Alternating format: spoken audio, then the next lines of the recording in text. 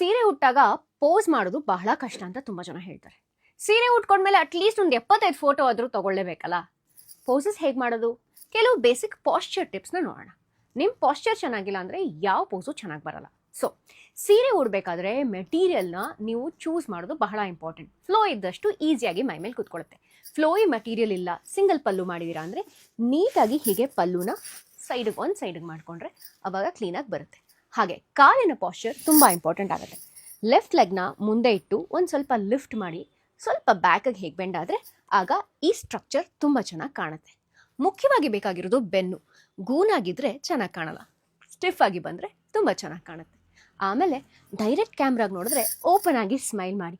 ಇಲ್ಲ ಅಂದರೆ ಸ್ವಲ್ಪ ಕುಕಪ್ ಮಾಡಿಬಿಟ್ಟು ನಿಮಗೆ ಕ್ಯಾಂಡಿಡ್ ಥರ ಇರಬೇಕು ಅಂದರೆ ಇಲ್ಲಿ ನೋಡೋ ಥರ, ಇಲ್ಲಿ ಮಾಡೋ ಥರ, ಇಲ್ಲಿ ನಡೆಯೋ ಥರ, ಇಲ್ಲಿ ನಾಚ್ಕೊಳ್ಳೋ ಥರ ಹೀಗೆಲ್ಲ ಮಾಡ್ಬೋದು. ಹೆಣ್ಣು ಅಂದ್ರೆ ಪೋಸು ಕಣ್ರಿ.